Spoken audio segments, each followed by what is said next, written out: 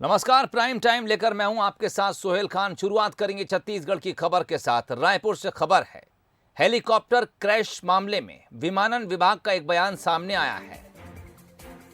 विभाग का कहना है कि रखरखाव में कोई खामी नहीं है और इसकी वजह से हेलीकॉप्टर क्रैश नहीं हुआ है। छत्तीसगढ़ विमानन विभाग का इस बात से साफ इनकार है कि हेलीकॉप्टर के रखरखाव में किसी तरह की कोई कोताही बरती गई थी। डीजीसीए जांच दल ने बयान में इस दुर्घटना की 3 मुख्य वजह बताई हैं।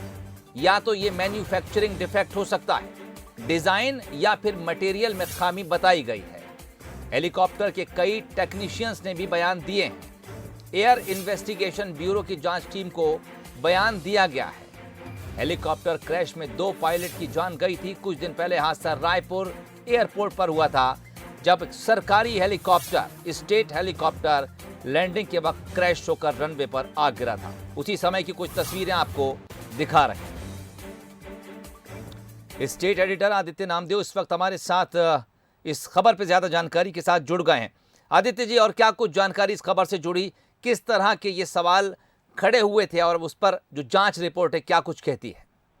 देखिए सर जी, जो हेलीकॉप्टर गिरा है, उस हेलीकॉप्टर गिरने के बाद जो एयर इन्वेस्टिगेशन ब्यूरो की टीम आई थी, जिसमें किरण घोड़े, रोहित कुमार, दिनेश कुमार और रामचंद्र अमित जैन, ये लोग शामिल थे। 4 सदस्यीय टीम आई थी, जिन्होंने स्टेट हैंगर के सभी अधिकारी कर्मचारियों के रिकॉर्डेड बयान लिए हैं और यह भी कहा है कि जांच में जरूरत पड़ेगी तो पूछताछ के लिए दिल्ली भी बुलाया जा सकता है। लेकिन इनके जो बयान आए हैं उसमें यही बात सामने आई है कि मैन्युफैक्चरिंग फेलियर है, डिजाइन और मटेरियल फेलियर इसके सबसे बड़े कारण है, जिसके चलते इसका क्रैश हुआ है। हालांकि देखिए, जो ब्लैक बॉक्स है, ये तमाम चीजों को जब्त कर लिया गया है। दिल्ली में इसमें और जांच आगे बढ़े, लेकिन शुरुआती तौर पर जो चीजें सामने आ रही है और यही है। अगुस्ता की ये देखिए तीसरी क्रैश की घटना है। 2 घटनाएं भारत में हो चुकी है और 1 घटना बाहर हुई। जो तीसरी घटना इस प्रकार की क्रैश की, और जो अभी तक जानकारी आ रही, 26 करोड़ का बीमा भी था इस हेलीकॉप्टर का। और जो अभी बयान आ रहे हैं उसमें यही शामिल है कि जैसे हम बात कर रहे थे कि टेल रोटर के कारण, तो ये फिलहाल यहाँ के अधिकारियों ने जो बयान दिया उसमें इसकी कोई चीज सामने नहीं आई, क्योंकि खुद डीजीसीए ने ही थोड़े दिन पहले इस हेलीकॉप्टर का पूरा जांच किया था, इसे अप्रूव किया था। तो जांच फिलहाल आगे बढ़ रही है, लेकिन फिलहाल साफ तौर पर यही कहा जा रहा है कि रखरखाव में खामी नहीं थी, दूसरी खामियों के चलते क्रैश हुआ और जांच आगे इसमें जारी रहेगी। चलिए, बहुत शुक्रिया तमाम बातचीत के लिए। रखरखाव में किसी भी खामी से इनकार किया गया है। हेलीकॉप्टर का जो कुछ मेंटेनेंस होना चाहिए था वो बिल्कुल प्रॉपर था और इस वजह से कम हेलीकॉप्टर क्रैश नहीं हुआ है। इसके अलावा कुछ और ऐसी तकनीकी गड़बड़ियों की तरफ अब इशारा किया गया है जो जांच में आगे सामने आएंगी। हेलीकॉप्टर का ब्लैक बॉक्स इस वक्त जांच के लिए भेज दिया गया है। इसमें क्या कुछ रिपोर्ट निकल कर आती है और आखिरी समय में क्या कुछ हेलीकॉप्टर के भीतर घटा जिसकी वजह से हेलीकॉप्टर दुर्घटना का शिकार हुआ, 2 पायलट की जान इस हादसे में चली गई, फिलहाल ये सब जांच के विषय हैं। अगली खबर बीना से मिल रही, जहां धीरेन्द्र कृष्ण शास्त्री बागेश्वर धाम की कथा में भगदड़ की खबर है। अभिमंत्रित नारियल लेने के लिए लोगों में यहां भगदड़ मच गई। खबर है कि इस भगदड़ में कई लोग जख्मी हुए हैं। घायलों को अस्पताल में भर्ती कराया गया है। कुछ तस्वीरें भी मौके से सामने आई हैं। बीना से आपको तस्वीरें दिखा रहे हैं। यहां पर एक कथा चल रही थी, धीरेन्द्र कृष्ण शास्त्री बागेश्वर धाम में ये कथा चल रही थी। भगदड़ मची और भगदड़ की वजह जो बताई जा रही है वो अभिमंत्रित नारियल लेने के लिए होड़ मची थी। बृजपाल सिंह राजपूत हमारे बीना संवाददाता इस वक्त हमारे साथ फोन लाइन पर जुड़ गए। बृजपाल, क्या कुछ अपडेट और क्या कुछ इस कथा के भीतर इंतजामात किए गए थे? भगदड़ क्यों मची? क्या इसके लिए कोई पर्याप्त इंतजाम थे या नहीं? सोहेल, 8 मई से 11 मई तक पंडित धीरेन्द्र कृष्ण शास्त्री जो पीठाधीश है बागेश्वर धाम के, उनकी राम कथा का आयोजन बीना में चल रहा है और आज अभिमंत्रित नारियल का वितरण किया जाना था। लेकिन उस नारियल वितरण के दौरान सुबह से ही काफी लाखों की तादाद में भीड़ इकट्ठी हो गई और वहां पर स्थिति ये निर्मित हुई कि जो पंडित धीरेन्द्र कृष्ण शास्त्री जी हैं वो आए और उन्होंने कुछ ही देर में नारियल वितरण का कार्यक्रम आयोजित किया और वो वहां कार्यक्रम स्थल से चले गए। लेकिन उसके बाद कुछ ऐसी अफरा तफरी का माहौल हुआ कि जनता ज्यादा होने के कारण माहौल बिगड़ गया और कुछ नारियल जल्दी लेने के उसमें फेर में कुछ लोग घायल हो गए और जिनके लिए बीना शासकीय अस्पताल में भर्ती कराया गया, जिसमें लगभग 16 लोग हैं और जिसमें से महिलाओं की संख्या ज्यादा है। लेकिन वहां पर बीना विधायक महेश राय भी पहुंचे, एसडीएम शैलेंद्र सिंह भी मौके पर पहुंचे और सभी घायलों को समुचित व्यवस्था कराई, जिसमें कुछ गर्मी के कारण भी लोग बीमार हुए, लेकिन 3 लोग हैं जो महिला हैं जिनके पैर में चोट है, जिनका इलाज जारी है। सोहेल, चलिए, बहुत शुक्रिया, नजर बनाए रखिए। महिलाएं भी जख्मी हुई हैं, पैरों में चोट आई है, गर्मी भी बहुत ज़्यादा थी, इस वजह से भी कुछ लोग सफोकेशन का शिकार हुए हैं। और आप देख सकते हैं तस्वीरों में कुछ लोग अचेत से ज़मीन पर पड़े हैं और आसपास मौजूद लोग उन पर हवा करके उन्हें उठाने की कोशिश कर रहे हैं या फिर उनकी तबीयत बेहतर करने की तरफ कोशिश की जा रही है। नारियल यहाँ पर बांटे जाने थे, अभिमंत्रित नारियल थे, उसको लेने के लिए अचानक से होड़ मची, भगदड़ खड़ी हो गई और भगदड़ में कई लोगों के जख्मी होने की खबर है। यार, बीजेपी नेताओं के इस तरह के बयानों पर जयवर्धन सिंह ने पलटवार किया है। जयवर्धन सिंह ने कहा कि आरोपों के बीच कांग्रेस पहले ही सबूत दे चुकी है। उससे रिलेट मत करिएगा। अगर कोई इतना घोर अपराधी जिसने जघन्य अपराध किया है अगर पुलिस कस्टडी से भागता है और पुलिस के ऊपर हमले की स्थिति बनती है तो पुलिस क्या करेगी? अपने बचाव क्या करेगी? आपसे पूछता हूँ, काउंटर ही करेगी ना, पुलिस का काम ही तो है निश्चित रूप से, क्योंकि रावण किले के पीछे रहते हैं वो लोग और उनका आना जाना है वहाँ के किले के खानसामा वगैरह से सबसे संबंध है उनके। और अगर नहीं है तो सार्वजनिक रूप से बयान दे दें और हम बताते हैं, फोटो निकालते हैं कि कौन कौन से हैं, कौन कौन के नहीं है। कांग्रेस ने फोटो सहित प्रमाण दिए हैं कि जो लोग मारे गए इनकाउंटर में जो शिकारी आरोपी हैं उनकी तार नहीं जुड़ी हुई है रावण किले से, बल्कि उनकी तार सीधी भाजपा से जुड़ी हुई है। उनके जो जिले के उपाध्यक्ष हैं उनके साथ 3 अलग अलग फ़ोटो सामने आई हैं अलग अलग जगह पर, जिससे कि स्पष्ट होता है कि कहीं ना कहीं जो वी.डी. शर्मा जी के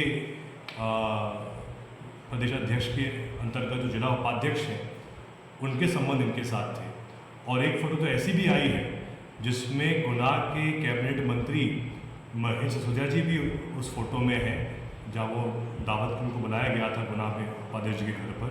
और वहीं पीछे जो दूसरा इनकाउंटर हुआ था कल रात को, वही व्यक्ति पीछे खड़ा हुआ है और 1 हफ्ते पहले की फ़ोटो है। मैं मानता हूँ ये बहुत ही गंभीर विषय है, इस पर तुरंत जांच हो कि इन लोगों के क्या संबंध थे इन लोगों के साथ में। और जो हम मांग कर रहे हैं, मैं तो लगातार मांग कर रहा हूँ और अब तो कुछ जो पुराने भाजपा के लोग हैं वो भी जो मैंने मांग किए हैं उसका समर्थन कर रहे हैं कि जो भी इसमें आरोपी हैं, जो इसमें जिन्होंने ये बहुत ही गलत अपराध किया है, इनके कॉल डिटेल सामने आने चाहिए हैं, पब्लिक किए जाए कि इनके संपर्क किन किन के साथ में थे, उससे पूरी बात स्पष्ट हो जाए। चलिए, दोनों तरफ से आरोप लग रहे हैं, दोनों तरफ से सफाइयां भी दी जा रही हैं। खबर उदयपुर से है, जहां 3 दिन तक चले कांग्रेस के चिंतन शिविर का समापन आज हो गया है। इस चिंतन शिविर में कांग्रेस के 450 नेता शामिल हुए। चिंतन शिविर में कई अहम फैसले भी कांग्रेस के लिए लिए गए हैं। इनमें महत्वपूर्ण ये कि 2 अक्टूबर गांधी जयंती पर भारत जोड़ो यात्रा की शुरुआत होगी। कन्याकुमारी से कश्मीर तक भारत जोड़ो यात्रा की शुरुआत कांग्रेस करेगी। इस यात्रा का मकसद सामाजिक सद्भाव को मजबूत करना होगा। 15 जून से जिला स्तर पर जन जागरण अभियान का दूसरा चरण चलाया जाएगा। इस अभियान के तहत बेरोजगारी और महंगाई के मुद्दों पर को कांग्रेस उठाएगी। राहुल गांधी ने आज समापन भाषण के दौरान कहा कि बिना पसीना बहाए अब कांग्रेस को मजबूती नहीं मिल सकती। इस बात पर भी जोर दिया जा रहा है कि ब्लॉक और जिला कांग्रेस कमेटी में युवाओं को अब ज्यादा तवज्जो दी जाए, बेहतर काम करने वाले पदाधिकारियों को आगे बढ़ाया जाए, निष्क्रिय पदाधिकारियों की छटनी होगी। ये बात भी इस मंथन से चिंतन शिविर से बाहर निकली है। इसके अलावा कांग्रेस के भीतर संगठन में एक व्यक्ति एक पद का सिद्धांत लागू होगा। इसके अलावा एक परिवार एक टिकट का नियम भी कांग्रेस लागू करने जा रही है। हालांकि गांधी परिवार इस नियम से बाहर रहेगा।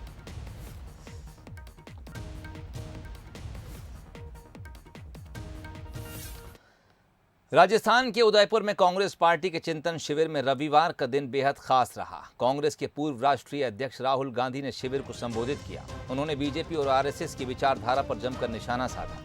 दोनों की विचारधारा को देश के लिए खतरा बताया। राहुल गांधी ने कहा कि हम बीजेपी और आरएसएस की विचारधारा को हरा कर दिखाएंगे। हम सड़क पर उतरेंगे और पूरा दम लगा के लड़ेंगे। शॉर्टकट से नहीं, पसीने से अब कांग्रेस खड़ी होगी।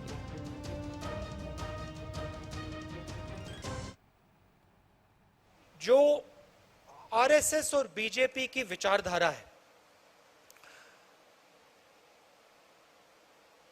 जो देश के सामने एक खतरा है। मेरी लड़ाई उस विचारधारा से है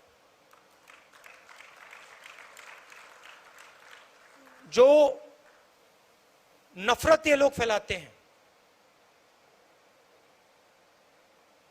हिंसा फैलाते हैं, इसके खिलाफ मैं लड़ता हूं और मैं लड़ना चाहता हूं। ये मेरे लिए ये मेरी जिंदगी की लड़ाई है। मैं इस बात को मानने को तैयार नहीं हूं कि मेरे प्यारे देश में, हमारे प्यारे देश में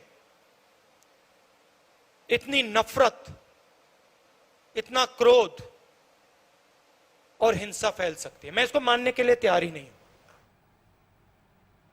और अब चलते हैं त्रिपुरा की तरफ। बीजेपी नेता और राज्यसभा सदस्य माणिक साहा त्रिपुरा के नए मुख्यमंत्री बन गए हैं। उन्होंने आज यानी रविवार को पद और गोपनीयता की शपथ ली। उन्हें बीजेपी नेतृत्व ने राज्य के पूर्व मुख्यमंत्री बिप्लब कुमार देब को हटाकर राज्य की कमान सौंप दी है। बीजेपी ने अपने इस कदम के साथ ही राज्य में होने वाले विधानसभा चुनाव से पहले नए चेहरे पर दांव खेला है। पूर्व मुख्यमंत्री देब के इस्तीफे देने के कुछ घंटे बाद ही राज्य की पार्टी इकाई ने अपने नए नेता के तौर पर माणिक साहा के नाम पर मोहर लगा दी थी।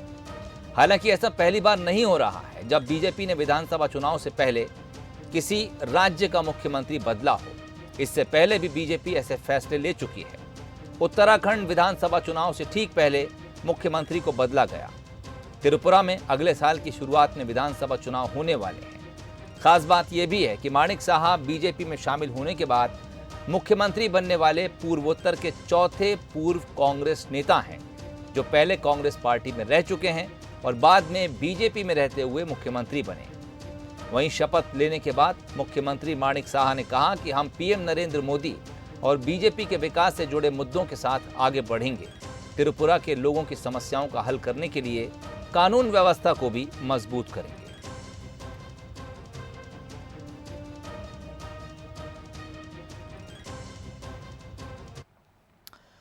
मध्य प्रदेश के मुखिया शिवराज इन दिनों अलग अंदाज में हैं और बीते कई दिनों से बदले तेवर ने राज्य के अफसरों के भी होश उड़ा दिए हैं। अब सरकार का मैसेज साफ है, कार्रवाई होने के साथ जमीन पर दिखना भी चाहिए। देखिए ये रिपोर्ट। शिवराज ने दिखाए सख्त तेवर, जनता के बीच नजर आए सरकार, अफसरों की उड़ी नींद, अपराधियों में मचा हड़कंप। सरकार इन दिनों बदले बदले से हैं। कभी सुबह 6 बजे पीएचई की क्लास, तो रविवार छुट्टी के दिन सुबह 7 बजे लाइन ऑर्डर को लेकर प्रदेश के प्रशासनिक अफसरों की उड़ा दी नींद। और भोपाल इंदौर के अधिकारी वीसी में जुड़े तो जो तस्वीरें सामने आईं वो साफ कर रही थीं कि मामा अब बदल गए हैं। लेकिन मुझे अपराधियों पे कार्रवाई चाहिए, अपराधियों को नाबूद करना है। करप्शन के मामले में 0 टॉलरेंस, एक्शन में देर नहीं है। मैंने हटाया कल जब मैंने देखा कि आईजी घटनास्थल पे नहीं पहुंच रहे, और ये मैं उस पर दर्ज करूंगा कितनी देर की होगी, ये कोई मुरम्मत नहीं चलेगी। इसे तुरंत रिस्पॉन्ड करना है, तुरंत एक्शन लेना और अपराध ना हो ये परिस्थिति पैदा करना है। बात अफसरों की ही नहीं, सरकार में सहयोगी मंत्रियों की भी। शनिवार रात बुलाई बैठक में साफ कर दिया कि अब बैठने का वक्त नहीं है, फील्ड में निकलें और जनता के बीच ये मैसेज दें कि सरकार आपकी है। आज की चर्चा में माननीय मुख्यमंत्री जी ने प्रभार के जिले और स्थानीय जिले जो माननीय सम्मानित मंत्रियों के हैं उनमें कार्य की योजना के बारे में विस्तार से बात की। बैठक में जो शासन की योजना है वो जन जन पहुँचाने की जो बात करी है, और अपने अपने क्षेत्र में और प्रभार के वाले जिले में जो जनता को हितकारी जो योजना है उसका लाभ पहुंचाने के लिए अपने फील्ड में जाएं, जिला के प्रभार के जिले में जाएं, अपने क्षेत्र को भी जो भी शासकीय योजना है उसका लाभ दिलाएं, मतलब दमदारी से उस पर अपना काम करें।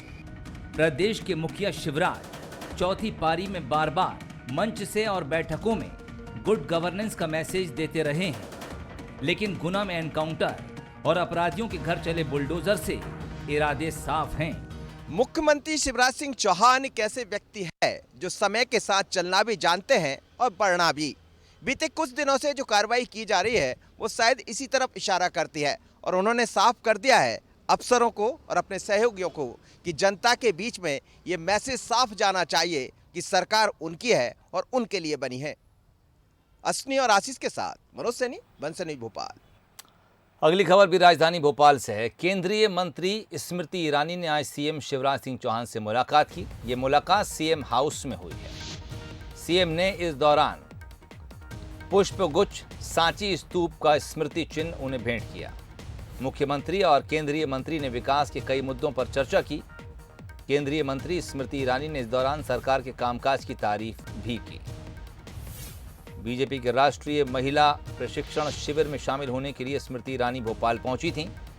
भोपाल के नज़दीक सीहोर में यह प्रशिक्षण वर्ग रखा गया था और उसके बाद भोपाल आकर मुख्यमंत्री शिवराज सिंह चौहान से मुख्यमंत्री निवास में उन्होंने मुलाकात की।